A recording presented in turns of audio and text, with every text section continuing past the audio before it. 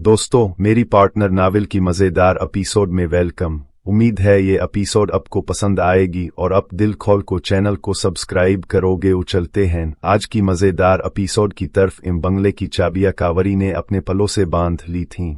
Gate से निकलते ही मैं एक तरफ अंधेरे में खड़ा हो गया और जब वो तकरीबन 100 गज आगे निकल गईं तो मैं भी राम राम चलता हुआ उनके पीछे चल पड़ा। अब आगे सदर बाजार सबसे ज्यादा करीब था। इस इलाके में बड़ी रौनक थी, बड़ी तादाद में सैयाह भी आ रहे थे। कावरी और देवी इधर उधर घूमती रही और मैं उनके पीछे पीछे चलता रहा।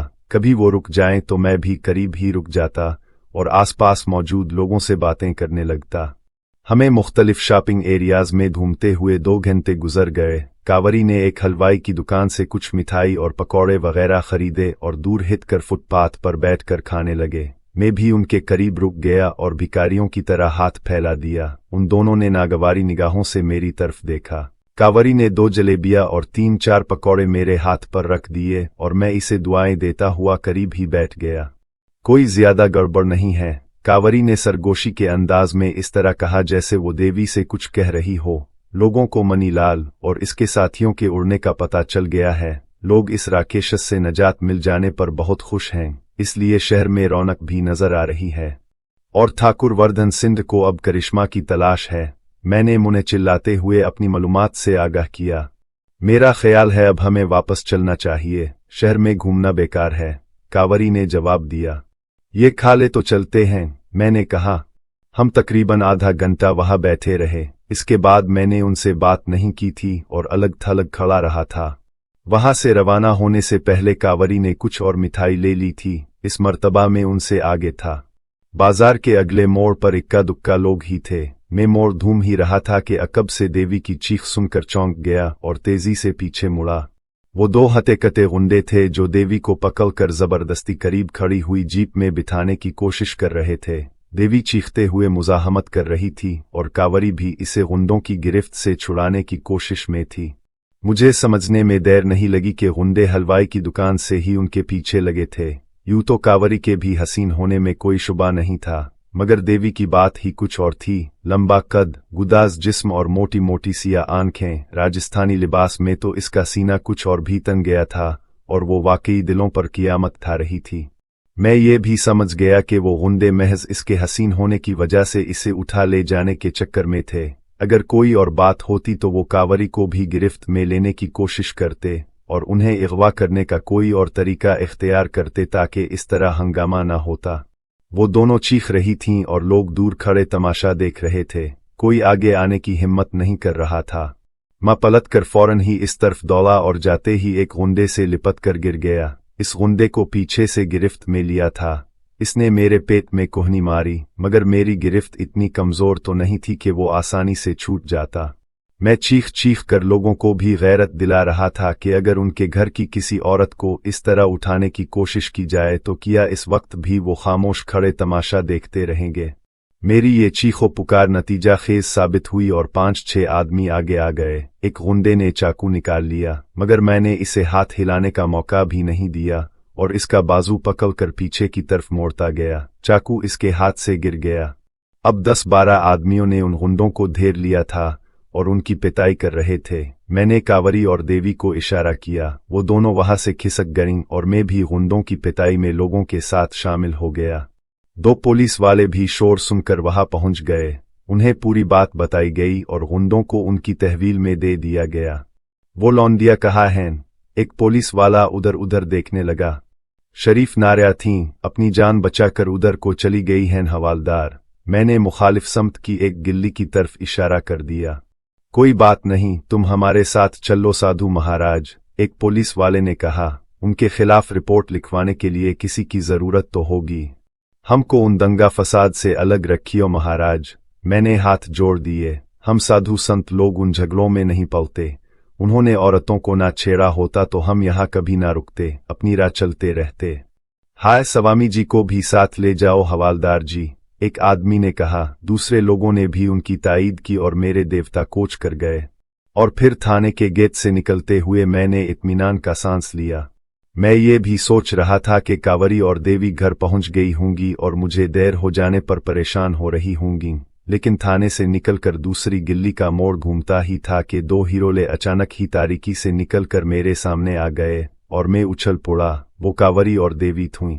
लेकिन बहरहाल इस आदमी को भी साथ ले लिया गया जिसने मुझे साथ ले जाने को कहा था। मैं पहली बार थाने में आया था। यहाँ एक से एक गैर पुलिस वाला था। मुझे अंदेशा था कि ओट पितन किस्म के सवालात ना शुरू कर दिए जाएं, किसी को मुझ पर कोई शुबा ना हो जाए। तकरीबन 1.5 घंटे बाद उन गुंडों के खिलाफ रिपोर्ट लिखी गई। मुझसे नाम पता पूछा गया तो मैंने बड़े इत्मीनान से एक आश्रम का पता लिखवा दिया। मैं हैरत के मारे मुंह से बात भी ठीक से नहीं निकाल सका। तुम्हें छोड़कर हम कैसे जा सकती थीं? देवी ने मुस्कुराते हुए कहा। अब जल्दी से यहाँ से निकल चल लो, अगर कोई पुलिस वाला इस तरफ आ गया तो गड़बड़ हो जाएगी। मैंने कहा। हम तेजी से गिल्ली में चलते रहे। 2-3 गलियां घूमकर हम सड़क पर निकल आए और फिर आधे घंटे बाद हम अपने ठिकाने पर पहुंच चुके थे। कम बख्त ने ऐसी छीनिकाई की कि बूटी बच गई, देवी कहते हुए अपने बाई बाजू को देखने लगी। इसके बाजू पर नील पड़ गया था। इसने धाधरा और बगैर आस्तीन की चोली पहन रखी थी। ना सिर्फ बाजू बल्कि कमर भी नजर आ रही थी। कपड़ा सिर्फ चोली के अगले हिस्सा पर था। कमर पर सिर्फ आधा इंच चौड़े 2 फीते थे। घर पहुंचकर भी उन दोनों में से किसी ने लिबास नहीं बदला, अलबत्ता चूड़ियां भी उतार कर फेंक दी थीं। मैं कभी एक की तरफ देखता और कभी दूसरी की तरफ। बाज औकात तो मेरे दिल की धड़कन इस कदर तेज हो जाती कि मुझे सांस लेना दुश्वार हो जाता। इस वक्त 11 बज चुके थे। कांवरी मेरे साथ बैठी रही और देवी किचन में घुस गई। कांवरी ने जो मिठाई खरीदी थी वो गुंडों से हाथापाई के दौरान भी महफूज रही थी, जिसे अब कांवरी ने एक प्लेट में डाल लिया था। 12 बजे के करीब हमने खाना खाया और फिर बरामदे में कुर्सियों पर बैठ गए। ताज़ा हुआ अच्छी लग रही थी। हम शहर के हालात पर ही तबसरे करते रहे। मनीलाल की मौत के बाद लोगों ने वाकई सिक का सांस लिया था। लोग तो यही समझते रहे थे कि वो एक गुंडा और बदमाश था जिसने शहर वालों का जीवन दूभर कर दिया था और इसकी मौत पर उन्होंने सिक का सांस लिया था। लेकिन अंदर की कहानी उन्हें मालूम नहीं थी। उन्हें किया मालूम कि मनीलाल की मौत से उनकी सरकार को कितना नाकाबिल तलाफी नुकसान पहुंचा था। सरकार के कैसे कैसे मंसूबे खाक में मिल गए थे। करिश्मा की गुमशुदगी हमारे लिए हैरत अंगेज थी। अब मुझे ये अंदाजा लगाने में दुश्वारी पेश नहीं आई कि वो जख्मी थी ही। इस रात भाग दौड़ की वजह से इसकी तबीयत ज्यादा खराब हो गई थी और वो कहीं दबक कर बैठी हुई थी। हम तकरीबन 1 घंटे तक बरामदे में बैठे रहे और फिर अंदर आ गए। कांवरी ने दरवाज़ा लॉक कर दिया और हम मास्टर बेडरूम में आ गए। कमरे में आते ही कांवरी ने वीडियो फिल्म लगा दी, जिससे मुझे अंदाजा हुआ कि उन दोनों का सोने का अभी कोई इरादा नहीं था। फिल्म में वही बेहूदगी और बेहयाई के मनाजिर थे। बाज मनाजिर देखकर कांवरी और देवी एक दूसरे को चुटकियां काटने लगे। इंडियन फिल्मों में कोई कहानी नहीं होती, महज बेहयाई की वजह से ही ये फिल्में चलती हैं। 2 बजे के करीब बप बप की आवाज सुनकर हम तीनों उछल पड़े और तीनों ने बैक वक्त घूमकर मॉनिटरिंग सीट की तरफ देखा। पैनल पर एक सुरह बत्ती स्पार्क कर रही थी। कांवरी छलांग लगाकर पैनल के करीब पहुंच गई और एक बटन दबाकर लीवर को आहिस्ता आहिस्ता हरकत देने लगी। मैं मॉनिटरिंग सीट की तरफ देखने लगा। रोहन के बंगले के बरामदे के दरवाजे का मंजर नजर आ रहा था। दरवाजा आहिस्ता आहिस्ता खुला और स्क्रीन पर जो चेहरा दिखाई दिया वो मेरे लिए हैरत अंगेज था। वो अमृत ठाकरे था और इसके बाद जो चेहरा स्क्रीन पर नजर आया इसने तो मुझे उछलने पर मजबूर कर दिया था। वो कोणाल थी। कांवरी लीवर को हरकत देकर कैमरे को फोकस करती रही और स्क्रीन पर उन चेहरों को देखकर मेरे दिल की धड़कन तेज होती रही। कोणाल को अमृत ठाकरे के साथ देखकर मेरे जिस्म पर चियूंटियां सी रेंगने लगे। दिमाग में धमाके से हो रहे थे। अब ये बात मेरी समझ में आ गई थी कि इस रात मनीलाल को ठिकाने लगाने के बाद वापस आते हुए वो दोनों रास्ते में क्यों उतर गए थे। खंदर के तहखाने में मिट्ठू और कोणाल कुछ देर के लिए एक दूसरे के करीब रहे थे। हो सकता है कि इस दौरान मौका पाकर कोणाल ने मिट्ठू को रोहन के खजाने के बारे में बता दिया हो। रोहन अब जहन्नम में पहुंच चुका था। इस खजाने का कोई वारिस नहीं था। वो इसका हो सकता था जो इस पर कब्जा कर ले। मिट्ठू ये भी जानता था कि मनीलाल और अमृत ठाकरे के अलावा और भी बहुत से लोग वो दौलत हासिल करना चाहते थे। कोणाल से रोहन के उड़ने का सुनने के बाद हो सकता है मिट्ठू के जहन में भी कोई ख्याल आया हो और कोणाल को साथ लेकर रास्ते में उतर गया कि रात किसी महफूज जगह पर गुजारने के बाद सुबह सवेरे ही इस शहर से निकल जाएंगे। मिट्ठू को अमृत ठाकरे के बारे में कुछ मालूमात हासिल होंगी। इसने ठाकरे से राबिता किया। 2-3 दिन मंसूबा बंदी में लगे होंगे और आखिरकार वो अमृत ठाकरे को लेकर यहाँ पहुंच गए। उनकी रहनुमाई कोणाल की होगी। मैं स्क्रीन पर उन लोगों की सूरतें देख रहा था जो बरामदे वाले दरवाजे से अंदर दाखिल हुए थे। ठाकरे, कोणाल और 2 आदमी और थे, मगर उनमें मिट्ठू नहीं था। ठाकरे और इसके साथियों के पास ऑटोमेटिक राइफलें थीं, मगर कोणाल खाली हाथ थी। उन लोगों की नकल व हरकत के साथ कावरी पैनल के लीवर को भी हरकत देती रही। वो लोग चारों तरफ फैल गए थे। कावरी लीवर को भी एक तरफ घुमाती, कभी दूसरी तरफ। स्क्रीन पर कमरे के मुख्तलिफ मनाजिर उभर रहे थे और आखिरकार इस राहदारी का मंजर हमारे सामने आ गया, जिसमें पंडित रोहन वाला कमरा था। इसके सामने वाली लेन में 2 कमरे और थे। इस लीवर का ताल्लुक इस इलेक्ट्रॉनिक टीवी कैमरे से था जो हाल में किसी जगह लगा हुआ था, और कावरी इस लीवर के जरिए इसके जाविये तब्दील कर रही थी। अब राहदारी का मंजर दिखाई दे रहा था जहां अमृत ठाकरे कोणाल के साथ खड़ा था। ठाकरे के दूसरे साथी सामने वाले कमरों में घुस गए थे। चंद सेकंड बाद वो भी सामने आ गए। ठाकरे ने उन्हें इशारा किया। एक तो राइफल ताने वहीं खड़ा रहा और दूसरा हाल की तरफ चला गया। कोणाल ने ठाकरे की तरफ देखते हुए रोहन वाले कमरे की तरफ इशारा किया। ठाकरे ने दरवाजे पर जोरदार ठोकर मारी, दरवाजा खिल गया। कावरी ने जल्दी से चैनल पर एक और बटन दबा दिया। अब रोहन के कमरे में लगे हुए कैमरे ने काम शुरू कर दिया था और स्क्रीन पर कमरे के अंदर की तरफ दरवाजे का मंजर दिखाई दे रहा था। सामने भी कोणाल और ठाकरे खड़े थे। ठाकरे बहुत मोहतात अंदाज में नाली लेकर अंदर दाखिल हुआ, और जब कोणाल अंदर दाखिल हुई तो मैं चौंक सा गया। इसे जरा फोकस में रखो और क्लोज अप में लो, मैंने कावरी से कहा। कावरी ने कोणाल को फोकस में रखते हुए लीवर पर एक नन्हा सा बटन दबा दिया। कोणाल का चेहरा स्क्रीन पर फैलता चला गया। ये देखो, मैंने कावरी को मुतवज्जे किया हो। कोणाल के चेहरे से ऐसा नहीं लगता जैसे इसे इसकी मर्जी के खिलाफ यहाँ लाया गया है, इससे जबरदस्ती कोई काम लिया जा रहा हो। कावरी गौर से कोणाल के चेहरे को देखने लगी। देवी भी उठकर करीब आ गई। वो भी भरपूर तवज्जो से स्क्रीन पर कोणाल के चेहरे को देख रही थी। उनके साथ मिट्ठू भी नहीं है, मैंने कहा। पहले कोणाल को उनके साथ देखकर मैं ये समझा था कि इसने हमारे साथ गद्दारी की है और रोहन की दौलत के लिए वो और मिट्ठू ठाकरे से जा मिले हैं, मगर कोणाल के चेहरे को देखकर लगता है कि सूरत हाल कुछ और है। मैं ऐसा नहीं समझती, कावरी ने कहा। मैंने पहले ही कहा था कि ये लोग काबिल एतमाद नहीं हैं। उनको इसी हद तक भरोसा किया जाए जिसके ये अहल हैं। दौलत में बड़ी कशिश होती है। रोहन मर चुका है और हर शख्स इसकी दौलत हासिल करना चाहता है। कोणाल और मिट्ठू ने भी ठाकरे के साथ मिलकर इस दौलत को उड़ाने का मंसूबा बना लिया होगा। कोणाल का उन लोगों को यहाँ तक ले आना मेरी बात का सबूत है। नहीं कावरी, मैंने कहा, उन्होंने हमेशा हमारा साथ दिया है। शक्ति और उनके कई साथियों ने हमारे लिए अपनी जानें दी हैं। कोणाल भी कई मर्तबा अपनी जान की बाजी लगा चुकी है। वो किसी भी वक्त मौत का शिकार हो सकती थी। उन लोगों के दिलों में इस दौलत का लालच होता तो बड़ी आसानी से हमें खत्म कर सकते थे, मगर ऐसा नहीं हुआ। और अब जबकि कोणाल ये जानती है कि करिश्मा जैसी खतरनाक औरत फरार हो चुकी है, करिश्मा हमारे इस ठिकाने से वाकिफ है, वो किसी भी वक्त हमला कर सकती है। ऐसी सूरत में इधर का रुख करना हमाकत ही होगी। नहीं कावरी, मामला वो नहीं जो तुम समझ रही हो। कोणाल के चेहरे पर खौफ के तासुरात कुछ और कहानी सुना रहे हैं। मुझे शुबा नहीं होता। ओ कावरी ने मेरे कहने पर वो एक बार फिर लीवर को हरकत देने लगी। कैमरे का जाविया बदलने लगा। अमृत ठाकरे बेडरूम में इधर उधर घूम रहा था जैसे इसे किसी चीज की तलाश हो। इसने रोहन की अलमारी खोल दी और इसमें भरे हुए कपड़े और दूसरी चीजें निकाल कर नीचे फेंकना शुरू कर दी और फिर ड्रेसिंग टेबल की दराजें खोल कर देखने लगा। कैमरा इसके साथ साथ हरकत कर रहा था। ठाकरे कोणाल के सामने खड़ा हो गया। उनके हरकत करते हुए होंठ बता रहे थे कि वो आपस में कोई बात कर रहे थे। क्या इस कैमरे में साउंड सिस्टम नहीं? मैंने कावरी से पूछा। ओ, मुझे इसका ख्याल ही नहीं रहा था, कावरी ने कहा और चैनल पर सफेद रंग का एक बटन दबा दिया। इसके साथ ही टीवी सीट पर ठाकरे की आवाज सुनाई देने लगी। यहाँ तो कोई नहीं है, कहाँ गए वो लोग? मैं क्या कह सकती हूँ, कोणाल ने जवाब दिया। करिश्मा मंदिर वाले खंडरों से भाग गई थी। इसे इस जगह का मालूम है। हो सकता है वो लोग इसके खौफ से यहाँ से भाग गए हों। और तह खाने का रास्ता कहाँ है? ठाकरे ने पूछा। इस बाथरूम के अंदर, कोणाल ने इशारे से बताया।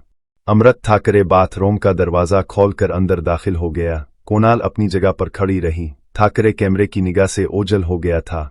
कावरी ने कुछ देर तक कोणाल को फोकस में रखा, फिर लीवर को आहिस्ता आहिस्ता हरकत देने लगी। अब कमरे के दरवाजे पर एक और आदमी नजर आ रहा था। इसने दोनों हाथों में कलाशिन थाम रखी थी और वो इस तरह खड़ा था कि कमरे के अंदर और बाहर राहदारी पर भी निगाह रख सकता था। चंद मिनट बाद ठाकरे की आवाज सुनकर कांवरी ने कैमरे का जाविया बदल दिया। ठाकरे हाथ रोम से निकल आया था और बड़ी खूनखार नजरों से कोणाल की तरफ देखते हुए कह रहा था, तह खाने का रास्ता किधर है छेवेकरी? इसी हाथ रोम में है, कोणाल ने जवाब दिया। इसके लहजे में खौफ की झलक नुमाया थी। वो लोग इसी हाथ रोम में से तह खाने में आते जाते थे। मैं तह खाने में भी नहीं गई, ना ही मुझे ये मालूम है कि वो रास्ता कैसे खोला जाता है। बिकवाही, कोणाल को तह खाने के रास्ते का इल्म नहीं था। वो एक आध मर्तबा रोहन के इस कमरे में तो आई थी, लेकिन हाथ रोम में कभी नहीं गई थी। इसे ये तो मालूम था कि खुफिया रास्ता हाथ रोम ही में है, लेकिन इसने कभी वो रास्ता देखा नहीं था। सीधी तरह से बताती है, आ दूसरा तरीका इख्तियार करूं, ठाकरे ने कहते हुए इसके बाल मुट्ठी में पकड़कर इसका सर पीछे की तरफ झुका दिया और दूसरे हाथ में पकड़ी हुई कलाशन की नाल इसकी कनपटी पर रख दी। अगर तुमने नहीं बताया तो इसकी सारी तुम्हारी खोपड़ी में उतार दूंगा, और तो भी अपने इस यार के पास पहुंच जाएगी। मैंने कांवरी की तरफ देखा, वो होले से सर हिलाकर रह गई। मेरी बात दुरुस्त निकली थी। कोणाल उन्हें अपनी मर्जी से यहाँ नहीं लाई थी, इसे जबरदस्ती लाया गया था, और जाहिर है यहाँ लाने के लिए इसके साथ कोई जियादती भी की गई होगी। और ठाकरे की इस बात ने भी मुझे चौंका दिया था कि और तो भी अपने यार के पास पहुंच जाएगी। इस बात का सिर्फ एक ही मतलब हो सकता था कि मिट्ठू को खत्म कर दिया गया था, लेकिन मुझे हैरत इस बात पर थी कि ये दोनों ठाकरे के हाथ कैसे लगे थे। कोणाल की चीख की आवाज सुनकर मैं स्क्रीन की तरफ मुतवज्जे हो गया। ठाकरे इसे बालों से पकड़े जोर जोर से झटके दे रहा था, और फिर इसने जोरदार धक्का देते हुए कोणाल को बेड पर गिरा दिया। ओ कालिया, वो दरवाजे में खड़े हुए आदमी की तरफ देखते हुए चीखा, इससे पूछ, धरती के भीतर जाने का रास्ता किधर को है? ना बता दे तो इसका मिस्तक दुरुस्त कर दे, नहीं तो अपना मिस्तक धूम जाएगा। बता देगी कि नहीं बता देगी? कालिया मूंछों पर ताव देता हुआ आगे बढ़ गया। इसने अपनी कलाशन ठाकरे के हवाले कर दी और कोणाल की तरफ बढ़ने लगा। कोणाल पुश्त के बिल बेड पर पड़ी थी। इसके चेहरे पर खौफ और आंखों में वहशत उभर आई थी। वो कुहनियों के बिल आहिस्ता आहिस्ता पीछे हटने लगी। मीम, मैं सच कहती हूँ, वो हकला रही थी। तह खाने का रास्ता इसी हाथ रोम में है, लेकिन मुझे पता नहीं। कालिया ने बेड पर छलांग लगा दी। इसने कोणाल को इस तरह दबोच लिया था जैसे बली चूहे को दबोचती है। कोणाल मुजाहमत कर रही थी, कालिया इसे बुरी तरह रगड़ रहा था। एक मौका पर कोणाल ने कालिया को धक्का देकर अपने ऊपर से हटा दिया और बेड से छलांग लगाकर दरवाजे की तरफ दौड़ी। इसका ऊपर का लिबास तार तार हो गया था, वो दरवाजे तक नहीं पहुंच सकी। ठाकरे ने दोनों नस्ली कुर्सी पर फेंक कर कोणाल को दबोच लिया और इसे कालीन पर गिराकर इसे नोचने लगा। हम टीवी पर ये अंदोहनाक मंजर देख रहे थे। कोणाल की चीखें हमारे कानों में गूंज रही थीं, मगर हम इसकी कोई मदद नहीं कर सकते थे। और फिर दफतना टीवी के स्पीकर पर उभरने वाली बौछार की आवाज ने हमें चौंका दिया। ये आवाज रोहन वाले बंगले ही में किसी तरफ से आई थी। कांवरी ने जल्दी से हाल वाला कैमरा ऑन कर दिया और लीवर को हरकत देने लगी। जल्द ही ठाकरे का दूसरा साथी फोकस में आ गया। वो नाली पकड़े बदहवासी में चीखता हुआ राहदारी की तरफ दौड़ रहा था। चंद सेकंड बाद ही ठाकरे और कालिया भी इस कमरे से निकल आए। ठाकरे चीख चीख कर अपने दोनों साथियों को अहकामात दे रहा था। उन तीनों ने बरामदे वाले दरवाजे के आसपास पोजीशन संभाल ली थी और बाहर की तरफ बौछार कर रहे थे।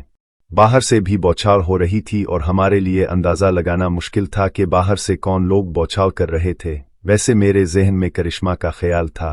कांवरी ने एक बार फिर कमरे वाला कैमरा ऑन कर दिया। कोणाल कालीन पर पड़ी थी। इसका लिबास फट चुका था, चेहरे पर बेपनाह वहशत थी। वो खौफजदा नजरों से उधर उधर देख रही थी और फिर अचानक ही जैसे इसकी आंखों में अजीब चमक नजर आई, वो रेंगती हुई बेड के नीचे चली गई। मेरा ख्याल था कि वो बौछार से खौफजदा होकर छुपना चाह रही थी। कोणाल कई मर्तबा मेरे साथ अहम मार्कों में हिस्सा ले चुकी थी। जब उफ्ताद पलती थी तो वो इस तरह खौफजदा हो जाया करती थी, और अब भी वो खौफजदा होकर छुपने की कोशिश कर रही थी। लेकिन चंद सेकंड बाद ही वो रेंगती हुई बेड के नीचे से निकली तो इस मर्तबा मेरी आंखों में चमक उभर आई। कोणाल के हाथ में कलाशन थी और मेरे ख्याल में ये रोहन की थी जो किसी वक्त नीचे गिर गई होगी और अब तक वहीं पड़ी थी। कोणाल चूंकि कालीन पर पड़ी हुई थी, इसलिए इसने बेड के नीचे ये नाली देख ली थी। कोणाल उठकर खड़ी हो गई और नाली को दोनों हाथों में संभाल कर दरवाजे की तरफ बढ़ी। इसकी चाल में हल्की सी लड़खड़ाहट थी। वो कमरे से निकल गई। अब हाल कमरे वाला कैमरा ऑन हो गया था। कोणाल फोकस में थी। वो नाली संभाले आगे बढ़ रही थी। इसके चेहरे पर अब खौफ के बजाय सफ़ाकी थी। राहदारी के आखिर में पहुंचते ही इसने बौछार शुरू कर दी। आवाज के साथ कालिया की चीख भी गूंजी थी। वो लड़खड़ाता हुआ नीचे गिरा। अमृत ठाकरे इससे चंद कदम के फासले पर था। इसने तेजी से मुड़कर निशाना खोल दिया। वो कराहती हुई गिरी। कांवरी ने कैमरा एक बार फिर ठाकरे पर फोकस किया। वो खिड़की से बाहर की तरफ छलांग लगा रहा था। इसका दूसरा साथी भी दरवाजे से बाहर छलांग लगा चुका था। बाहर से बौछार की आवाजें सुनाई दे रही थीं। कांवरी ने कैमरा एक बार फिर कोणाल पर फोकस कर दिया। कोणाल पुश्त के बिल पड़ी थी। इसके एक हाथ में अब भी नाली मौजूद थी। इसके चेहरे पर कर्बो अजियत के तासुरात मुंजमद होकर रह गए थे। कांवरी ने कैमरे को एक बार फिर बरामदे वाले दरवाजे पर फोकस कर दिया और लीवर से हाथ हटा लिया। वो सीधी होकर अजीब सी नजरों से मेरी तरफ देखने लगी। तुमने ठीक ही कहा था, वो बोली। इसे जबरदस्ती यहाँ लाया गया था और वो वाकई वफादार थी। इसने तहखाने का रास्ता नहीं बताया। मेरा ख्याल है इसे रास्ता मालूम नहीं था, देवी ने कहा, जिस तरह जान के खौफ से उन्हें लेकर यहाँ तक आ गई थी। अगर तहखाने का रास्ता मालूम होता तो वो भी बता देती। इसे मालूम था। कांवरी के होंठों पर खफीफ सी मुस्कुराहट आ गई। एक मर्तबा मैं इसे तहखाने में ले गई थी और इसे सब कुछ दिखाया था। वो पॉइंट पर उनके साथ यहाँ तक तो आ गई थी। वो यहाँ आकर इसने अपनी जान दे दी, पर तहखाने का रास्ता नहीं बताया। मैं अजीब सी नजरों से कांवरी की तरफ देख रहा था। इसके चेहरे पर अफसुर्दगी के तासुरात उभर आए थे। तो फिर अब कोणाल के बारे में तुम्हारी क्या राय है? मैंने सवालिया निगाहों से इसकी तरफ देखा। मुझे अपने ख्यालात पर शर्मिंदगी है और कोणाल की मौत का अफसोस, कांवरी बोली। बेचारी, देवी बोली। अच्छी नलकी थी। हमारा साथ अगरचे चंद रोज ही रहा, लेकिन लगता था जैसे हम बरसों से एक दूसरे को जानते थे। बड़ी बेतकल्लुफ हो गई थी वो हम सब से। मुझे दीदी कहती थी। हाँ, अब सिर्फ अफसोस ही किया जा सकता है, मैंने गहरा सांस लेते हुए कहा। ज्यादा अफसोस इस बात का है कि हम इसे मरते हुए देखते रहे और इसकी कोई मदद ना कर सके। लेकिन मुझे हैरत है कि वो ठाकरे के हाथ कैसे लगी और मिट्ठू कहाँ है। इस रात तो मिट्ठू ने कहा था कि इसके पास एक महफूज जगह है जहां रात गुजार कर वो सुबह सवेरे ही कहीं चले जाएंगे, देवी ने कहा। हाँ, ये सब कुछ है, मैंने कहा। रही मिट्ठू की बात तो वो अब इस दुनिया में नहीं रहा। अभी थोड़ी देर पहले तुमने ठाकरे को कहते हुए सुना तो था कि वो कोणाल को भी इसके यार के पास पहुंचा देगा। हाय, और मेरा ख्याल है मिट्ठू ने पहले ही मुजाहमत की होगी जिस पर इसे खत्म कर दिया गया होगा, कांवरी ने कहा। मैं एक बार फिर टीवी स्क्रीन की तरफ देखने लगा। वही खिले हुए दरवाजे का मंजर दिखाई दे रहा था और बौछार की हल्की हल्की आवाजें सुनाई दे रही थीं। बंगले के कंपाउंड में किसी जगह किसी की कोशिश कर रही थी।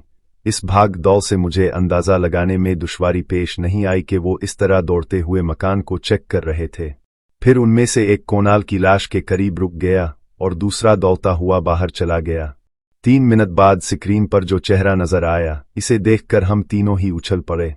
फायरिंग हो रही थी, लेकिन हम किसी को देख नहीं सकते थे। तकरीबन 15 मिनट बाद खामोशी छा गई और इसके 2-3 मिनट बाद 2 आदमी दौड़ते हुए बरामदे वाले दरवाजे से अंदर दाखिल हुए। उनके हाथों में हथियार थे। वो तेजी से उधर उधर दौड़ रहे थे। कांवरी बड़ी मुश्किल से बारी बारी उन्हें फोकस कर रही थी। हाय, वो करिश्मा थी। इसने ढीली थाली टी शर्ट और जीन्स पहन रखी थी। वो कदरे लंगड़ा कर चल रही थी। इसके साथ एक और आदमी भी था जिसका चेहरा कुछ जाना पहचाना सा लग रहा था, लेकिन ये याद नहीं आ रहा था कि इसे कब और कहाँ देखा था। करिश्मा के हाथ में भी हथियार था। वो हाथ से इशारे करते हुए अपने आदमियों को अहकामात जारी कर रही थी। एक आदमी तो कोणाल की लाश के करीब ही खड़ा रहा, दूसरा बरामदे वाले दरवाजे पर जिम गया और तीसरा राहदारी में आ गया। करिश्मा इसे राहदारी में छोड़कर रोहन के कमरे में दाखिल हो गई और दरवाजा बंद करके अंदर से न सिर्फ लॉक कर दिया बल्कि ऊपर का बोल्ट भी चला दिया। वो मुड़कर हाथ रोम की तरफ बढ़ी। हमें समझने में देर नहीं लगी कि वो तहखाने में जाएगी। कांवरी ने पैनल पर एक और बटन दबाकर तहखाने वाला कैमरा ऑन कर दिया और फिर ठीक 1 मिनट बाद करिश्मा तहखाने में नजर आई। वो चंद लम्हे एक जगह पर खड़ी रही, फिर तेज तेज कदम उठाने की कोशिश करते हुए उधर उधर घूमने लगी। इसके चेहरे पर शदीद हैरत के तासुरात उभर आए थे। आंखों में वहशत सी भर गई। करिश्मा की इस हालत पर मैं मुस्कुराए बगैर नहीं रह सका था। इसे इस कमरे की तलाश थी जिसमें रोहन का खजाना भरा हुआ था, लेकिन अब वो कमरा गायब था। करिश्मा को शायद अपने आप पर यकीन नहीं आ रहा था। मैं इसे इसी कमरे में लेकर गया था। इसने एक एक चीज अपनी आंखों से देखी थी और अब ना सिर्फ वो तमाम चीजें बल्कि पूरा कमरा ही गायब था। वो दीवारों को थोंक बजाकर देख रही थी। इसकी हालत देखकर मजा आ रहा है, कांवरी ने मेरी तरफ देखते हुए कहा। हाँ, वाकई मजा आ रहा है, मैंने कहा। रोहन वाकई अजीम था। अगर ये इंतजाम ना होता तो वो सारी दौलत हाथों से निकल चुकी होती। मगर रोहन को इसका क्या फायदा हुआ? कांवरी ने कहा, वो तो इससे कोई फायदा उठाए बगैर नर्क में चला गया। ऐसे आदमियों का अंजाम तो यही होता है। मैंने कहा, बहरहाल ये दौलत अब तुम्हारे काम आएगी। तुमने रोहन के लिए अपना सब कुछ त्याग दिया था और रोहन तुम्हारे लिए ये दौलत छोड़ गया। चंद रोज बाद हालात पर सुकून हो जाएं तो यहाँ से किसी दूसरे शहर मुंतकिल हो जाना और आराम से बाकी जिंदगी गुजार देना। कांवरी ने अजीब सी निगाहों से मेरी तरफ देखा था। हम एक बार फिर स्क्रीन की तरफ देखने लगे। करिश्मा अब वापस आ रही थी। तहखाने से बाहर आकर करिश्मा चंद लम्हे रोहन वाले कमरे में रुकी और फिर दरवाज़ा खोल दिया। तुम दरवाज़ा बंद करके कमरे में किया कर रही थी? राहदारी में खड़े हुए शख्स ने मुश्तबा निगाहों से इसकी तरफ देखा। कपड़े उतार कर एक मंतर कर रही थी। तुमसे मतलब? करिश्मा ने इसे घूरा। तुम्हें मुझसे सवाल करने का हक कैसे मिल गया अरविंद? मेरे दिमाग में झमिक्का सा हुआ। इस नाम से मुझे याद आ गया कि इस शख्स को कब और कहाँ देखा था। करिश्मा और इसके साथी जब मुझे थर से अगवा करके ला रहे थे तो हमने, बल्कि मैंने और करिश्मा ने चंद घंटे सहरा में इस पहाड़ी में वाक़े काली के मंदिर में गुजारे थे और वहीं पर मौका पाकर करिश्मा ने ट्रांसमीटर पर मनीलाल से बात की थी। इसकी बातें मैंने भी सुन ली थीं और ट्रांसमीटर पर इसी गुफ्तगू में करिश्मा ने अरविंद का नाम भी लिया था और फिर एक मौका पर माउंट ईबू में करिश्मा के साथ अरविंद से आमना सामना भी हुआ था। मनीलाल के तकरीबन सारे ही साथी अगरचे खत्म हो चुके थे मगर ये अरविंद बचा हुआ था। मेरा ये मतलब नहीं था। मुझे तुम पर कोई शुबा नहीं है। अरविंद गुलबला सा गया। मैंने तो वैसे ही पूछ लिया था। ठीक है, करिश्मा ने जवाब दिया। मुझे हैरत है ये लोग कहाँ गायब हो गए। वो ठाकरे था करिश्मा जी, अरविंद ने कहा। मैंने खुद इसे पिछली तरफ से भागते हुए देखा है। ये लाश इसके साथी की है। इसने दरवाजे के करीब पड़ी हुई कालिया की लाश की तरफ इशारा किया। मगर ये कोनाल, ये तो माने के साथ थी। करिश्मा ने कोनाल की लाश की तरफ देखा। हो सकता है वो लोग यहाँ हो और ठाकरे ने यहाँ हमला किया तो वो कोनाल की लाश छोड़कर भाग गए और हमारा मुकाबला सिर्फ ठाकरे और इसके आदमियों से हुआ। शायद तुम ठीक कहती हो, लेकिन कोनाल की ये लाश, मेरा मतलब है इस हालत में फटा हुआ लिबास, ठाकरे इंसान नहीं राकेशस है। अरविंद ने इसकी बात काट दी। कोनाल उन लोगों के साथ भागने में कामयाब नहीं हो सकी होगी। वो ठाकरे और इसके आदमियों के हाथ लग गई। इसकी ये हालत ठाकरे और इसके आदमियों ने ही की होगी। कोनाल के हाथ में नाली से अंदाजा होता है कि इसे कुछ करने का मौका मिल गया होगा। शायद ऐसा ही हुआ हो। बहरहाल ये दोनों उठवाकर बंगले के पिछली तरफ फेंक दो और यहाँ से निकलने की तैयारी करो, करिश्मा ने कहा। अरविंद और इसके साथी बारी बारी कोनाल और कालिया की बाड़ी उठाकर बाहर किसी जगह डाल आए और फिर इसके तकरीबन 15 मिनट बाद करिश्मा भी बाहर चली गई और दरवाज़ा बंद हो गया। कांवरी ने गहरा सांस लेते हुए कैमरा ऑफ कर दिया। मॉनिटरिंग सीट की स्क्रीन तारीक हुई मगर इसके निचले पैनल पर नन्ही सी सुरख बत्ती जलती रही। करिश्मा दोबारा आएगी, मैंने कांवरी की तरफ देखते हुए कहा। इसने अरविंद वगैरह को इस खजाने के बारे में नहीं बताया था, इसलिए रोहन के कमरे में दाखिल होकर इसने दरवाज़ा अंदर से बंद किया था। लेकिन तहखाने में जाकर इसे खुद भी बड़ी मायूसी हुई। लेकिन ये मायूस ऐसी नहीं कि वो उम्मीद छोड़े। वो दोबारा बंगले में आएगी, लेकिन मेरा ख्याल है इससे पहले पुलिस बंगले में आएगी। बंगले में बौछार की आवाज़ें दूर दूर तक सुनी गई होंगी। हो सकता है कुछ देर में पुलिस भी पहुंचने वाली हो, कांवरी ने कहा। पुलिस को बंगले के कंपाउंड में 2 लाशों के सिवा कुछ नहीं मिलेगा, मैंने कहा। बहरहाल हमें परेशान होने की जरूरत नहीं। यहाँ हम भी महफूज हैं और वहाँ तहखाने में वो खजाना। हम देर तक बातें करते रहे। हम किसी भी लम्हा मॉनिटरिंग सीट से सिग्नल के मुंतजिर थे मगर खामोशी छाई हुई थी। 4 बज गए। मैं बेड पर इड़े तिरछा होकर लेट गया। मुझे हैरत थी कि रोहन के बंगले में इतनी शदीद बौछार के बावजूद पुलिस क्यों नहीं पहुंची थी। यही सब कुछ सोचते हुए मेरी आंखें बंद होने लगे और मैं नींद की आगोश में पहुंच गया। और फिर सुबह 7 बजे के करीब कांवरी ने मुझे झंझोड़ कर जगा दिया। बाहर पुलिस खड़ी है, कांवरी ने कहा। शायद वो लोग रात वाली बौछार के बारे में कुछ पूछना चाहते हैं। ओह, मैं एक झटके से उठ गया। तुम लोग बाहर तो नहीं निकले? मेरा मतलब है पुलिस वालों ने तुम्हें देखा तो नहीं? नहीं, मैंने काल बैल की आवाज़ सुनकर खिड़की से झांका था, कांवरी ने कहा।